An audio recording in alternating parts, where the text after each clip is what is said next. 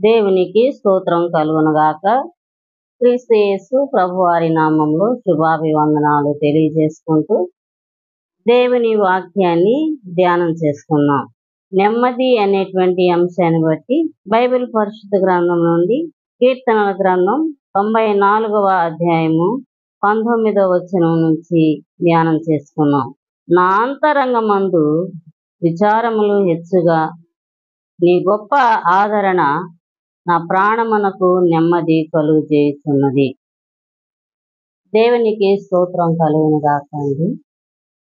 దినాల్లో అనేక మంది ప్రజలు నెమ్మది లేదు, కృంగిపోయేటువంటి వారిగా ఉన్నారు, అసమాధానంతో ఉన్నారు, ఆదరించేవారు లేరని కొన్నిసార్లు వేదన పడుతూ కృంగిపోతూ ఉన్నారు. అటువంటి వారిని గురించి దేవుడు ఇక్కడ మనకి తెలియపరుస్తున్నారు. అలాగే 94వ అధ్యాయంలో 13వ వచనంలో కూడా అంటాడు, భక్తిహీనులకు గుంట త్రవ్వబడు వరకు నీతిమంతులు కష్టదినములను పోగొట్టి వారికి నెమ్మది కలుగజేయుదువు. దేవునికి స్తోత్రం కలుగును కాకండి. ఎవరైతే యేసుక్రీస్తు ప్రభువారిని రక్షకునిగా అంగీకరించి ప్రభువు మీద ఆధారపడతారో వారి జీవితాల్లో వారి శ్రమను పోగొట్టి వారి కష్టమును పోగొట్టి వారికి నెమ్మది కలుగజేయుదును అని దేవుని వాక్యం తెలియపరుస్తా ఉంది. ఈనాడు అనేక మంది ప్రజలు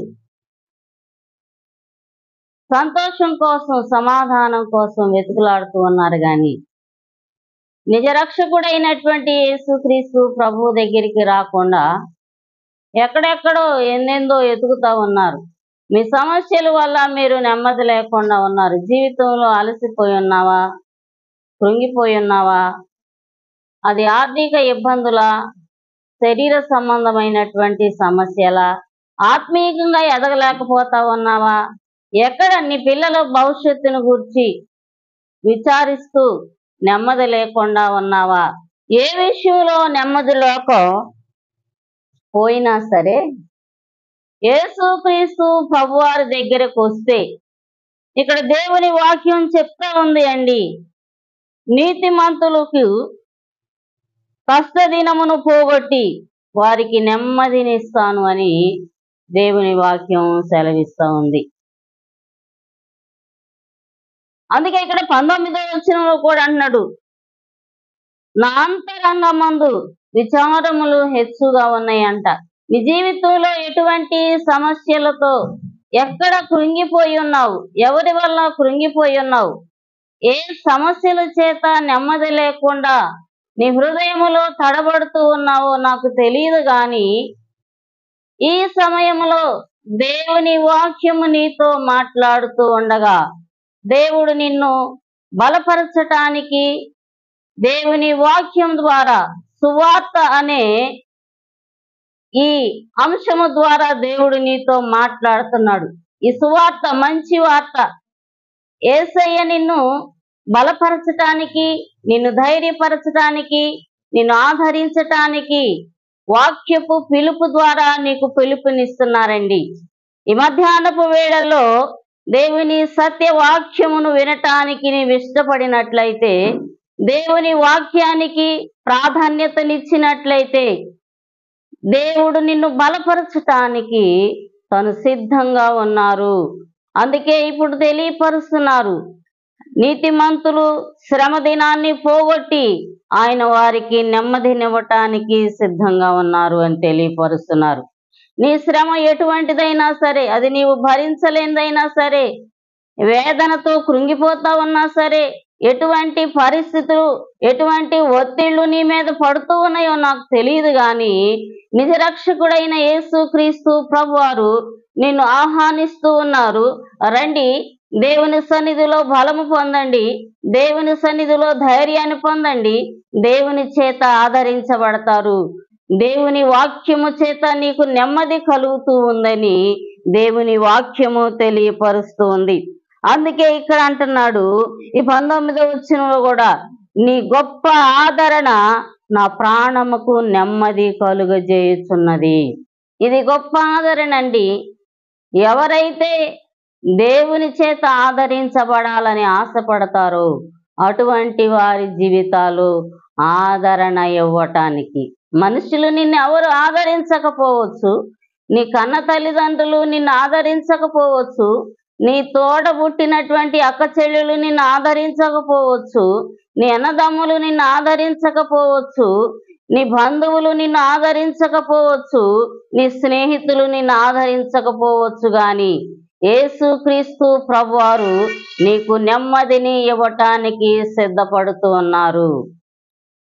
నిన్ను పిలుస్తూ ఉన్నారు ఈ మధ్యాహ్నపు సమయంలో. అందుకే ఇక్కడ అంటున్నాడు, నీ గొప్ప ఆదరణ నా ప్రాణమును నెమ్మది కలుగు చేయుచున్నది. భక్తుడైనటువంటి దావీదు రాజు గారు తన అనుభవాల్లో ఎన్నో విషయాలు, తను నమ్మినటువంటి ద్వారా ద్వేషించబడి అనేక పర్యాయాలు మరి ఎక్కడెక్కడో గుహల్లో దాగుకొని సౌలు భక్తుని ద్వారా ఎదురవుతున్నటువంటి సమస్యలు, ఒత్తిళ్లు, తన ప్రాణాన్ని రక్షించుకోవటానికి అనేక సార్లు అరణ్యాల్లో దాక్కున్నాడు, అనేక సార్లు మరి గృహల్లో దాక్కున్నాడు. ఎన్నో విషయాలు కృంగిపోయినటువంటి దావీదు మహారాజు గారు తన దేవుడైనటువంటి ప్రభువు మీద ఎప్పుడైతే ఆదరణ కావాలని ఆశ కలిగి దేవుని సన్నిధికి వెళ్ళాడో దేవుని చేత ఆదరించబడ్డారండి. దేవుడిచ్చినటువంటి ఆదరణ తన జీవితంలో గొప్ప నెమ్మది కలుగజేసింది అని దేవుని వాక్యం ద్వారా భక్తుడు మనకి తెలియపరుస్తూ ఉన్నారు. నన్ను ఆదరించినటువంటి దేవుడు మిమ్మలను కూడా ఆదరిస్తారు రండి అని వాక్యము ద్వారా, వాక్యపు పిలుపు ద్వారా మనకి తెలియపరుస్తున్నారు. ఈ విచారములు అధికముగా ఉన్నప్పుడు, ప్రాణభయము వెంటాడుతున్నప్పుడు, కష్టముతో కృంగిపోతున్నప్పుడు, ఆదరించేవారు లేరనుకొని అధైర్యంతో ఉన్నప్పుడు భక్తుడు మనుష్యుల మీద, అందుకే అంటాడు, మనుష్యులను నమ్ముకొనుట కంటే యెహోవాను ఆశ్రయించువాడు ధన్యుడు. ఎన్నోసార్లు మనుష్యుల మీద మనం మనుషులు ఆదరణ కోరుకుంటాం, కానీ కొన్నిసార్లు మనుషులు ఆదరించినట్లుగా కనబడినా కొన్నిసార్లు మనల్ని విడిచిపెడతారు. అందుకే దేవుని వాక్యము అనుభవములో నుండి భక్తుడైనటువంటి దావీదు మహారాజు గారు తన అనుభవంలో నుండి మరి తెలియపరచబడినటువంటి సందేశములు. అందుకే దేవుని వాక్యంలో మనతో మాట్లాడుతూ ఉన్నారు. లూకాసు వార్త 12వ అధ్యాయంలో కూడా అంటాడు.